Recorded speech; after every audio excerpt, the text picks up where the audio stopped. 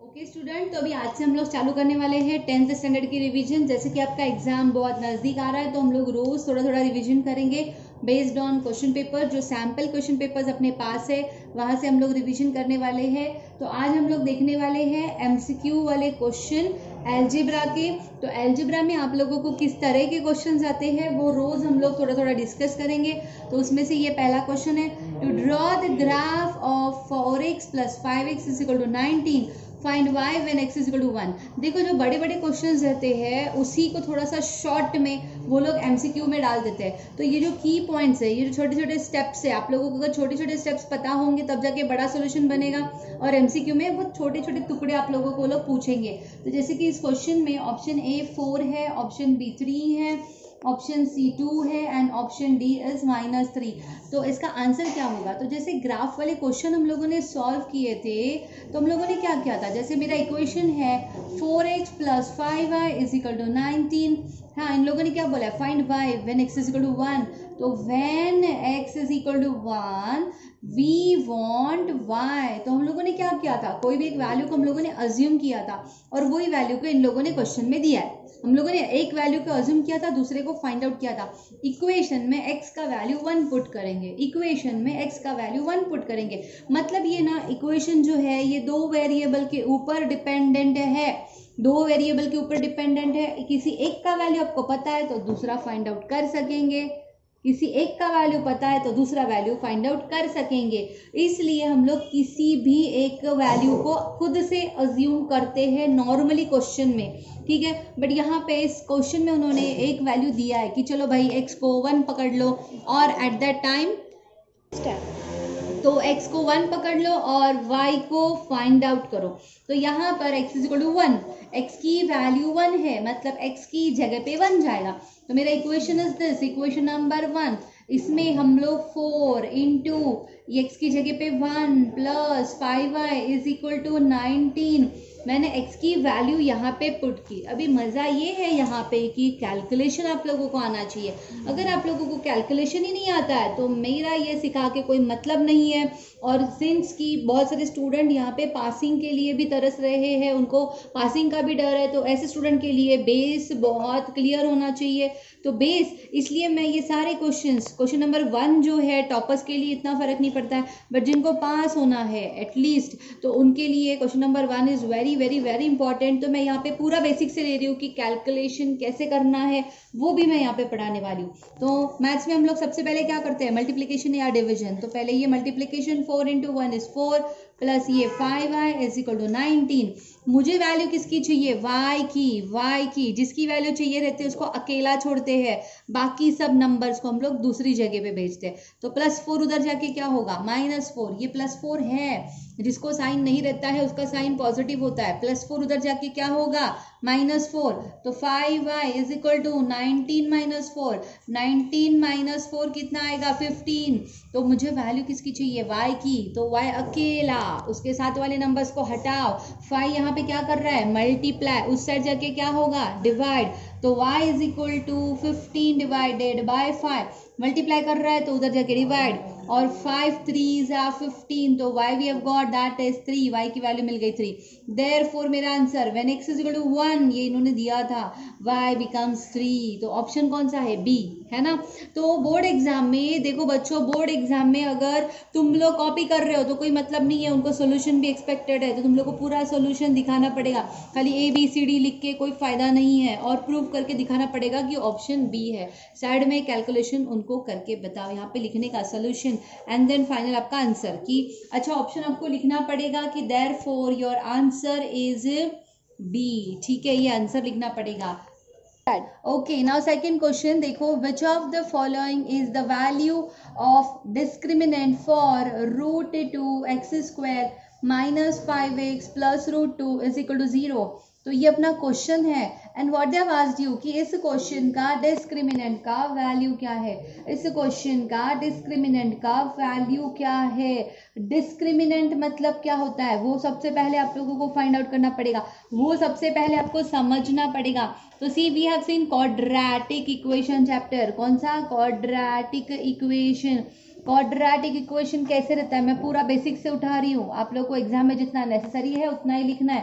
Quadratic equation ax² plus bx plus c is equal to 0 form में quadratic equation रहता है। This is standard representation of quadratic equation, standard representation of quadratic equation ax² plus bx plus c is equal to 0। ये है quadratic equation. For example, ये मैं explain कर रही हूँ, आप लोग को ये सब कुछ करने की जरूरत नहीं है, बाद में मैं ऐसे कट कर दूंगी, आपको समझ में आएगा कि सोल्यूशन में कितना लिखना है। अगर मेरा इक्वेशन है 2x² plus 3x plus 4 is equal to 0, तो ये है मेरी क्वाड्रेटिक इक्वेशन।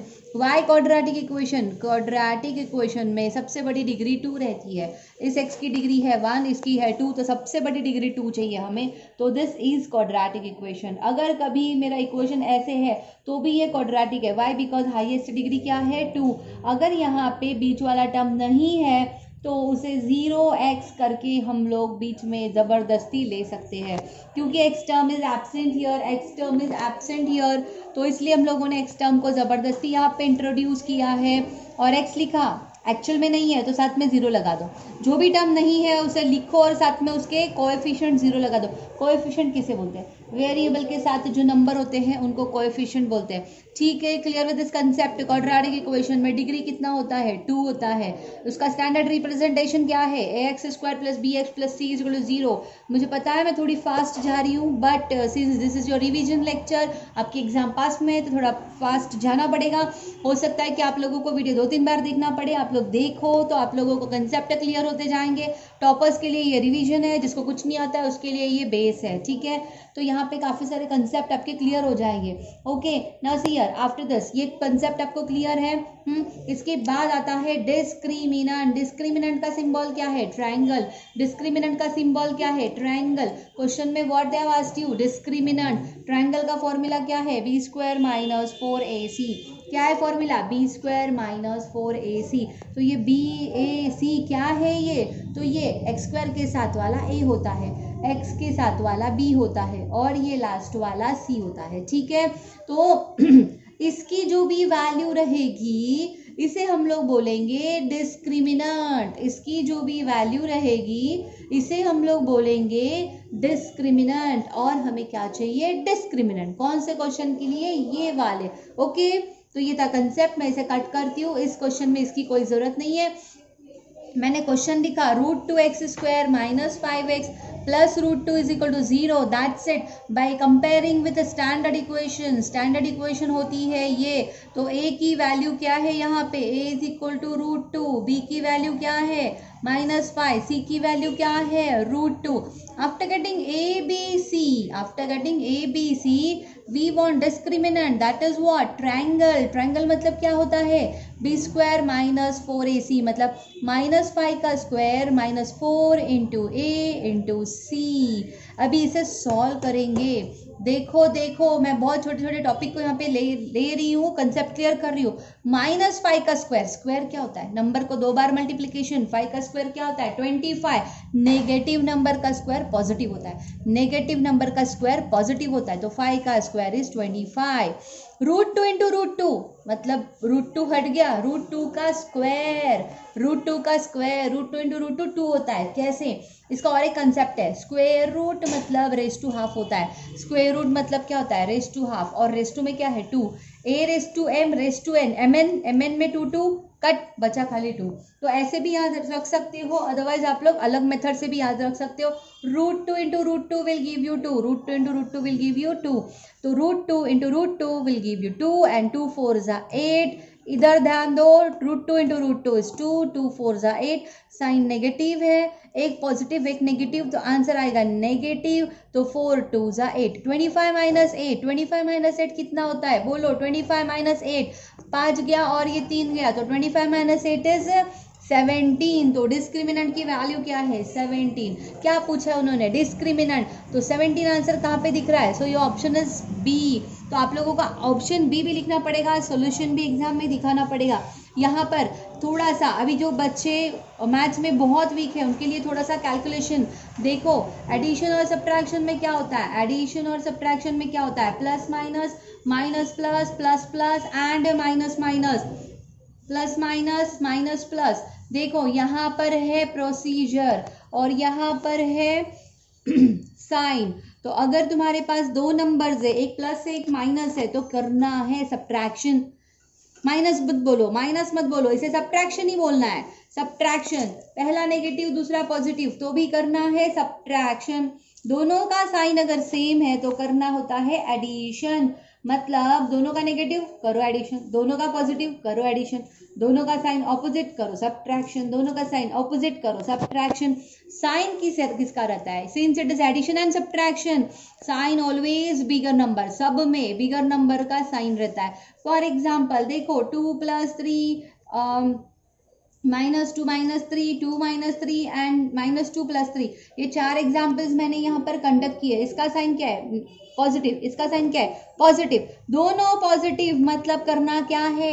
एडिशन। प्लस मत बोलो, क्या करना है? एडिशन। 2 और 3 का एडिशन क्या होता है? 5। साइन कौन सा? बड़े वाले नंबर का। बड़ा वाला नंबर कौन सा है? 3, तो उसका साइन आएगा पॉजिटिव। नेक्स्ट माइनस माइनस, दोनों का साइन माइनस, माइनस माइनस क्या होगा? एडिशन। 2 और 3 5, साइन बिगर नंबर का साइन कौन सा है? माइनस, तो यहाँ पे आएगा माइनस। 2 - 3, एक नंबर पॉजिटिव एक नंबर नेगेटिव, एक नंबर पॉजिटिव एक नंबर नेगेटिव, तो होता है सब्ट्रैक्शन। 3 और 2 का सब्ट्रैक्शन। डिफरेंस क्या होता है? 1। और साइन बड़े नंबर का, बड़े नंबर को साइन कौन सा है? माइनस, तो your answer will be -1।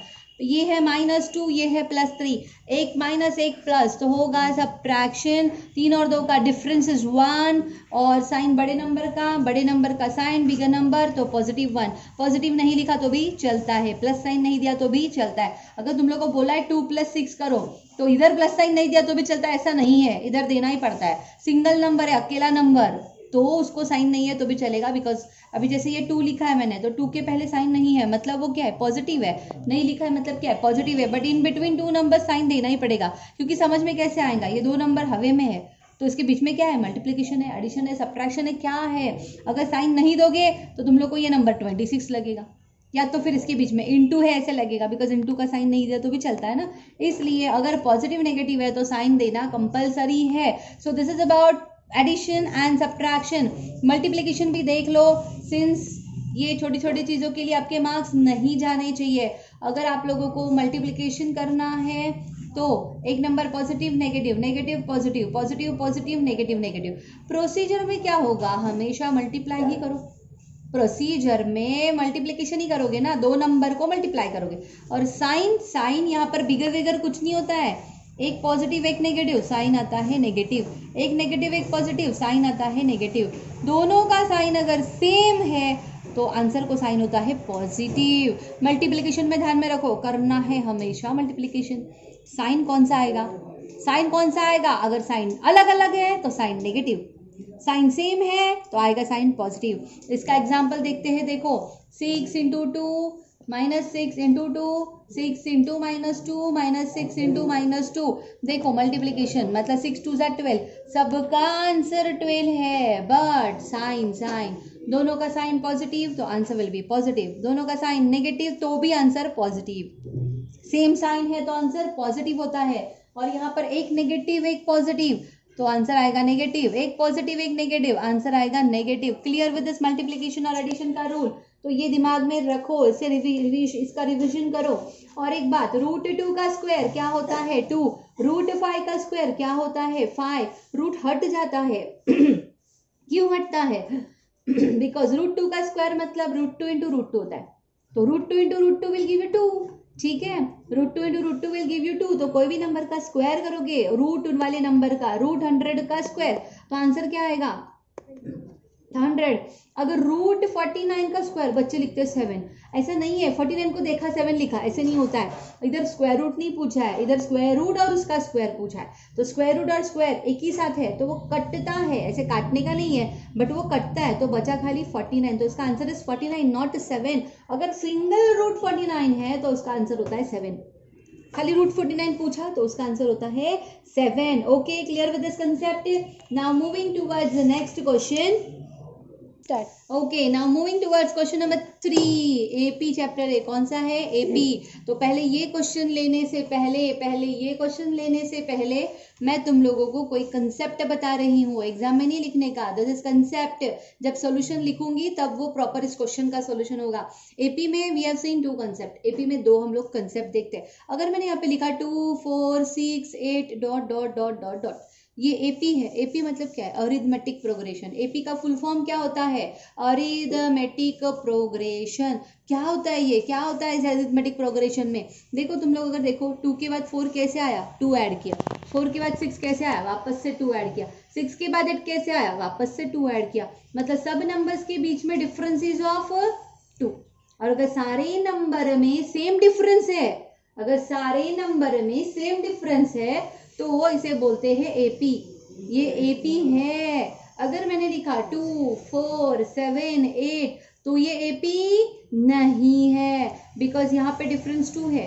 2 add करने के बाद यहाँ पे कितना आ रहा है? 3। यहाँ पे कितना आ रहा है? 1। नहीं, ये एपी नहीं है। ये एपी का क्वेश्चन ही नहीं है, तो एपी के फॉर्मूला यूज ही नहीं कर सकते हो। अगर डिफरेंस सेम रहा तो ही वो एपी है। तो एग्जाम में ऐसा भी क्वेश्चन आ सकता है। मुझे अब तक तो दिखा नहीं, मतलब अभी तक के क्वेश्चन पेपर में 3 क्वेश्चन हम लोगों ने देखे, बट हो सकता है आगे वाले क्वेश्चन पेपर में या आपके बोर्ड पेपर में ऐसा क्वेश्चन आए। कैसा क्वेश्चन? देखो, अगर आप लोगों को क्वेश्चन दिया find if the following series is an AP, मतलब नीचे वाली जो भी सीरीज दी है वो एपी है कि नहीं।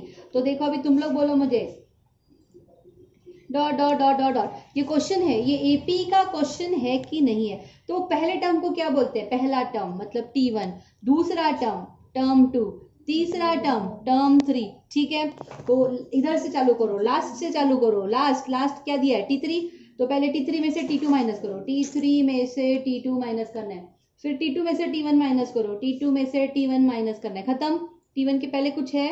नहीं है, स्टॉप। तो T3 माइनस T2 मतलब 18 माइनस 12, और ये T2 माइनस T1 मतलब 12 माइनस 6, तो इसका डिफरेंस 6, इसका भी डिफरेंस 6। सारे सेम है ना? सबका डिफरेंस सेम है 6 6। अगर सेम है तो ये एपी है, देयरफॉर ये एपी है। ओके, तो एमसीक्यू में ऐसा क्वेश्चन पूछ सकते हैं। कैसे पूछेंगे? कि 4 ऑप्शन देंगे, उसमें से एक राइट वाला रहेगा, 3 रॉन्ग वाले रहेंगे। तो एपी कौन सा रहेगा? जिसमें डिफरेंस सेम है। डिफरेंस कौन सा कैलकुलेट करोगे? जो लगातार नंबर्स है उनका। इधर से सीधा इधर जंप नहीं करने का। एक नंबर उसका प्रीवियस नंबर, ये नंबर उसका प्रीवियस नंबर। और एक गलती बच्चे करते, पहला वाला लेते हैं 18 माइनस 12 और दूसरा वाला लेते हैं 6 माइनस 12। ऐसे नहीं करने का। ऐसे गए ना तो नेक्स्ट इसमें भी ऐसे ही जाने का, डायरेक्शन को चेंज नहीं करने का। क्लियर है? 18 माइनस 12, 12 माइनस 6, 6 माइनस 12 करोगे तो रॉन्ग हो जाएगा। क्लियर है? ओके, ठीक है। नेक्स्ट, ये एपी का कंसेप्ट आप लोगों को क्लियर हुआ कि एपी कब होता है? जब डिफरेंस सेम होता है तो वो एपी होता है, जब डिफरेंस सेम नहीं होता है तो वो एपी नहीं होता है। ओके, ना आते हैं क्वेश्चन की तरफ। What is the sum of the first 20 terms? मतलब है ना, जैसे कि देखो मैंने कोई सीरीज दिया है, प्लीज सी हियर, और कंसेप्ट बाकी है 2 4 6 8 dot dot dot dot dot. ऐसी सीरीज तो मेरी चलती रहेगी। 8 के बाद क्या आएगा? 10, 10 के बाद क्या आएगा? 12, 14, 16, 18, चलते रहेगा नॉन स्टॉप। इसलिए डॉट डॉट डॉट डॉट मतलब क्या है? इन्फिनिटी। चलने दो भाई। ठीक है, तो ये T1 T2 T3 T4 T5 T6 बहुत सारे टर्म। और अगर मैंने पूछा है कि फाइंड आउट पहले 10 का एडिशन, पहले 10 का मतलब sum of the first 10 numbers, sum of first 10 numbers, sum मतलब s, पहले 10 नंबर का मतलब 10।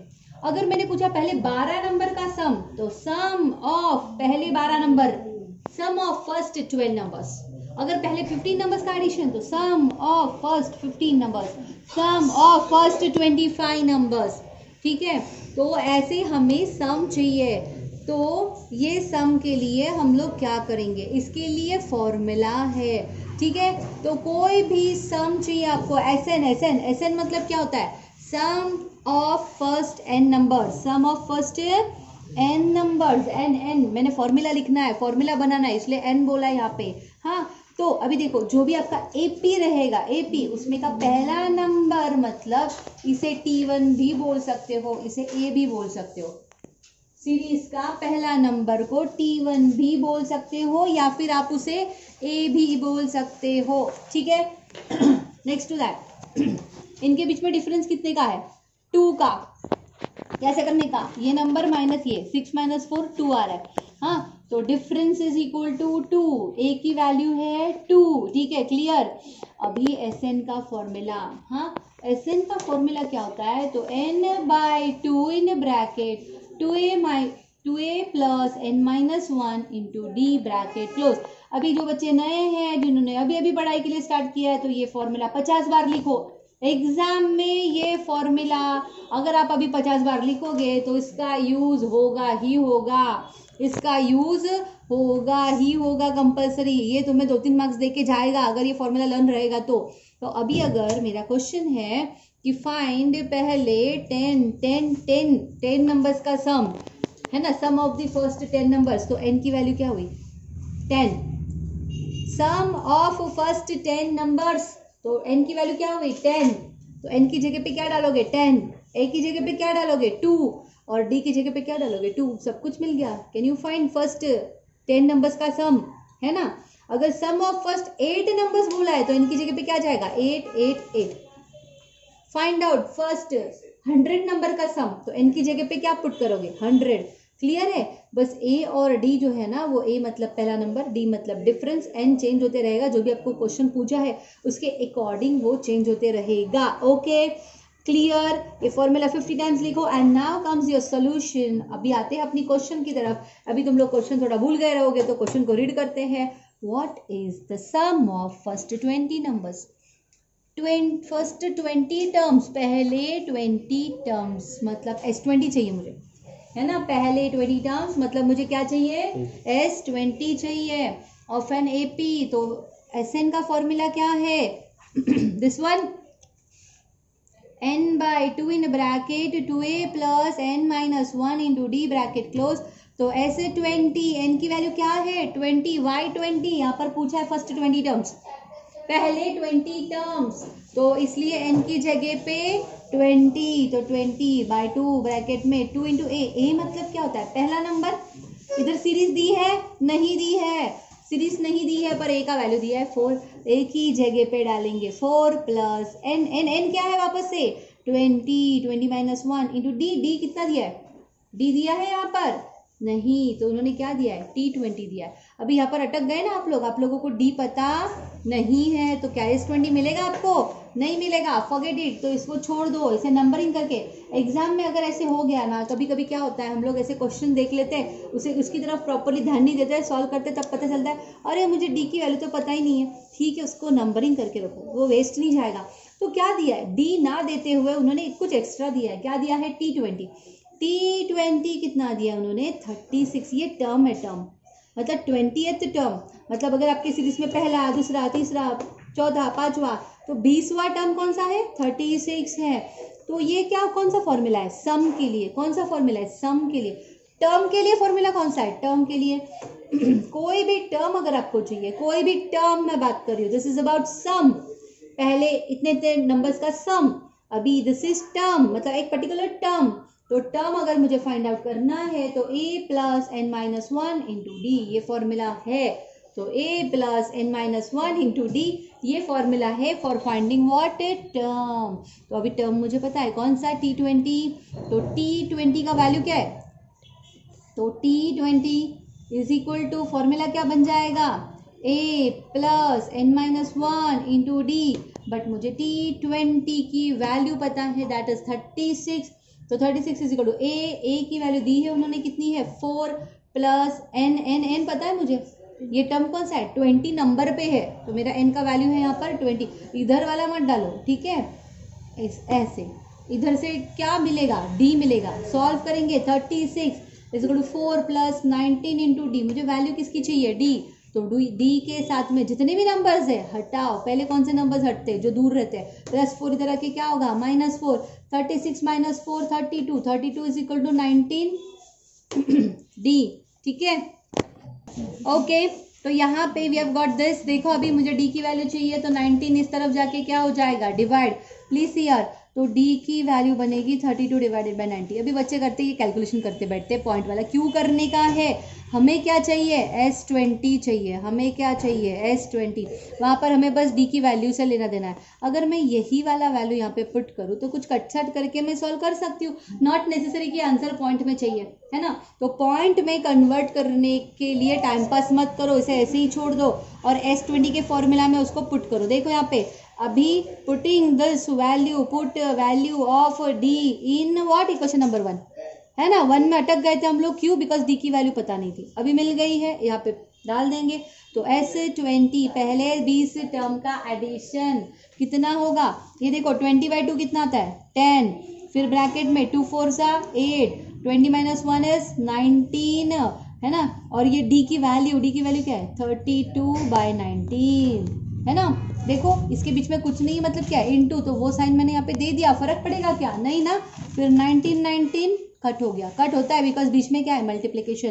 तो S20 इज इक्वल टू 10 और ब्रैकेट में 32 + 8, 32 + 8 कितना होगा 40, तो 40 × 10, इसके बीच में कुछ नहीं, मतलब क्या है मल्टीप्लीकेशन, तो कितना आएगा 400। तो पहले 20 का एडिशन इज 400, पहले 20 का एडिशन इज 400, क्लियर। तो उन्होंने वही पूछा है कि पहले 20 टर्म्स का एडिशन कितना है, तो पहले 20 टर्म्स का एडिशन 400 है, so your option is C. Okay, clear with this. Next question देखो, एंड ये क्वेश्चन पेपर का ये लास्ट क्वेश्चन है, आप लोगों को 4 क्वेश्चंस आएंगे एमसीक्यू फॉर्म में। अभी पता नहीं कोविड का सिचुएशन देखिए, अगर आप लोगों का एग्जाम ऑनलाइन है तो सारे ही एमसीक्यूज है, ठीक है, और अगर ऑनलाइन नहीं है तो आप लोगों को थ्योरी लिखना है। तो question is which number can not represent probability। Option A 15%, option B 2/3, option C 0.7 and option D is 1.5। थोड़ा सा प्रोबेबिलिटी के कंसेप्ट को क्लियर करो। प्रोबेबिलिटी, एक एग्जांपल देती हूँ, मैंने डाइस को रोल किया तो total number of outcomes are 6, dice को रोल किया total number of outcomes is 6, हाँ, और उसमें से मैंने कहा इवन नंबर चाहिए तो 2 4 6 चाहिए, 3, तो ऊपर आएगा 3।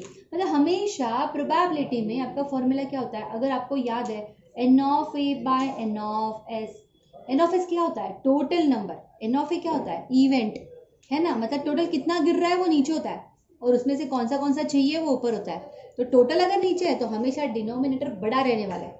बात बहुत ध्यान से सुनो, अगर टोटल हमेशा डिनोमिनेटर में रहता है तो डिनोमिनेटर हमेशा बड़ा रहेगा, हमेशा न्यूमरेटर छोटा रहेगा या फिर इक्वल रहेगा। अगर मैंने कहा कि n(s) कितना है, डाई के केस में 6, है ना, अगर मैंने कहा कि we want all numbers from 1 to 7, तो 1 to 7 में डाई के कितने हैं 1 2 3 4 5 6, तो ऊपर भी 6 आएगा। मतलब ज़्यादा से ज़्यादा क्या होगा, दोनों नंबर सेम आएंगे या तो फिर कम आएगा, बड़ा तो होगा ही नहीं, ठीक है। n(a) कभी भी बड़ा नहीं होगा, n(a) होता है तो n(s) की जितना होगा, नहीं तो n(s) से कम होगा, इक्वल होगा, बट n(a) कभी भी बड़ा नहीं होगा n(s) से। Clear with that. तो अगर आपका n(a) और आपका n(s) किसी क्वेश्चन में अगर सेम है, इफ इन केस अगर n(a) और n(s) सेम है तो कट आपका आंसर क्या आएगा, प्रोबेबिलिटी का 1 आएगा। ये आपका प्रोबेबिलिटी का आंसर है 1। कब आएगा 1 आंसर, जब दोनों इक्वल है। बट अगर ये एक चांस हो गया, सेकेंड चांस क्या है, n(a) is smaller than n(s), n(a) n(s) से छोटा है। तो अगर n(a) n(s) से छोटा है तो उस केस में क्या होने वाला है, तो देखो अगर n(a) है 3 और n(s) है 10 तो क्या होगा, 3 को डिवाइड करना है 10 से, 3 को डिवाइड करना है 10 से। तो यहाँ पर देखो जब न्यूमरेटर छोटा होता है, डिनोमिनेटर बड़ा होता है, तो पहले 0, क्योंकि 10 के टेबल में 3 कहाँ से आएगा, 10 के टेबल में 3 कहाँ से आएगा, तो 10 × 0 इज 0, तो रिमाइंडर बचा 3। And now you can take point, क्यों, बिकॉज पॉइंट देने के बाद मैं नंबर के साथ 0 लगा सकती हूँ, तो मेरा नंबर इससे बड़ा हो गया। तो 10 3 30 सब्ट्रैक्शन 0। तो मेरा डिवीजन फुलफिल हो गया है। इसे 0 को कोई मतलब नहीं रहता है, ऐसा नहीं है। पॉइंट के राइट साइड में है 0, पॉइंट के राइट साइड में, तो इसको कोई मतलब है। अगर पॉइंट है 0.30 तो इसे 0.3 लिखोगे तो भी चलेगा। 30 है, खाली 30, इधर कहीं पर भी पॉइंट नहीं है और बोलोगे इस 0 का कोई मतलब नहीं है, नहीं चलेगा। 30 रुपए और 3 रुपए फर्क पड़ेगा ना, तो 0 का मतलब है। 0 का मतलब कब नहीं होता है, जब पॉइंट है और फिर इस साइड में लास्ट में 0 है, तब उसका है नहीं है कोई फर्क नहीं होता है। पॉइंट है तो, अदरवाइज 30 रुपीज और 3 रुपीज, उसमें जमीन आसमान का फर्क है। क्लियर है? तो 0 को बहुत मायने होते हैं। अगर मैंने 3 के ऊपर इतने 0 दे दिए तो 30,000 हो गई ये, तो इसको निकाल नहीं देने का 0 को। ठीक है, कब निकाल सकते हो, यहाँ पे पॉइंट है और यहाँ पे 0 है, तो ये 0 नहीं दिया तो भी चलेगा। Okay, clear with this? तो यहाँ पर मुझे क्या बताना था, तो प्रोबेबिलिटी में अगर आपका इवेंट और टोटल सेम होता है तो कट कट होके प्रोबेबिलिटी का आंसर क्या आता है, 1। और प्रोबेबिलिटी में अगर आपका इवेंट छोटा होता है, छोटा ही होगा या फिर इक्वल होगा, बड़ा कभी भी नहीं होगा। छोटा है तो आंसर आएगा 0 पॉइंट समथिंग, आंसर आएगा 0 पॉइंट समथिंग। मतलब आपका आंसर देखो, 0 पॉइंट समथिंग मतलब 0 से बड़ा रहेगा, 0 से बड़ा रहेगा और 1 से कम रहेगा। ठीक है ना, 0 पॉइंट समथिंग मतलब आपका आंसर 0 से बड़ा होगा और ज्यादा से ज्यादा आंसर इक्वल रहेगा, तो आंसर क्या होगा, 1।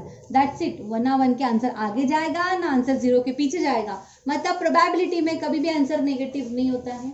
सेकेंड थिंग, प्रोबेबिलिटी में कभी भी आंसर 1 से ज्यादा भी नहीं होता है। ध्यान से सुनो, प्रोबेबिलिटी, कोई भी प्रोबेबिलिटी, डाइस का हो या कार्ड्स का हो, कोई भी प्रोबेबिलिटी में आंसर नेगेटिव नहीं होता है। एज वेल एज कोई भी प्रोबेबिलिटी में आंसर 1 से भी ज्यादा नहीं होता है। तो आंसर किसके और किसके बीच में रहता है, रेंज क्या है आंसर की, 0 से लेके 1। मतलब 0 हो सकता है 0.1, 0.2, 0.3, 0.4, 0.5, 6, 7, 8, 9 एंड 1। That's it. 1 के आगे आंसर नहीं मिलेगा, 0 के पहले आंसर नहीं मिलेगा, नेगेटिव आंसर नहीं रहेगा, 1 से बड़ा नहीं रहेगा। 0.233 चलेगा, बिकॉज 0 पॉइंट है ना, 0.233 तो इधर बीच में ही रहेगा उसके, 233, 1 से पहले 0 के बाद। ठीक है, तो प्रोबेबिलिटी में valid answers are in between 0 to 1। तो देखो ऑप्शन क्या दिया, कौन सा आंसर प्रोबेबिलिटी का नहीं हो सकता, तो दिस इज 15%, मतलब 15/100। सॉल्व करेंगे तो 2 0 है तो 0.15 बनेगा, 2 0 है तो पॉइंट देते हैं ना हम लोग 2 नंबर के बाद। फिर यहाँ पर है 2/3, न्यूमरेटर छोटा डिनोमिनेटर बड़ा, तो ऑब्वियसली न्यूमरेटर छोटा और डिनोमिनेटर बड़ा, ये तो मैंने कहा ही है, ये हो सकता है 0 पॉइंट समथिंग ही आंसर आएगा। जब न्यूमरेटर छोटा होता है डिनोमिनेटर बड़ा होता है, आंसर 0 पॉइंट समथिंग आता है। ये तो ऑलरेडी सॉल्व करके दिया है 0.7, मतलब अपने रेंज में है। यहाँ पर क्या दिया लास्ट ऑप्शन 1.5, 1.5 मतलब 1 के आगे गया, ये 1 और 2 के बीच में गया 1.5, तो 1.5 आंसर नहीं चलेगा। अभी मैंने कहा 0 to 1 के बीच में ही आंसर होना चाहिए, तो यहाँ पर गलत आंसर कौन सा है, 1.5। So option is D. Okay, clear with this? हाँ, ओके। तो ये आज का लेक्चर हम लोग यहीं पे स्टॉप करते हैं। नेक्स्ट लेक्चर में हम लोग सेकंड क्वेश्चन पेपर लेंगे, उसके सारे एमसीक्यूज डिस्कस करने वाले हैं और ये सारे क्वेश्चंस का रिवीजन करो। मैंने बस 4 ही क्वेश्चंस कंडक्ट किए हैं, बट उसे बेस से उठाया है, तो जब तक आप लोग रिविजन नहीं करोगे, since this lecture is for दो स्टूडेंट जो बहुत मैथ्स में वीक है, तो अगर आप लोग ये भी क्वेश्चंस के ऊपर फोकस नहीं करोगे तो क्वेश्चन नंबर 3, 4, 5 तो आपके हाथ से जाने ही वाला है। तो प्लीज इन क्वेश्चंस को परफेक्ट करके रखो। Okay, now that's all for this lecture. Lecture अच्छा लगा है तो लाइक करो, सब्सक्राइब करो, शेयर करो और बेल आइकन के बटन को जरूर प्रेस करो।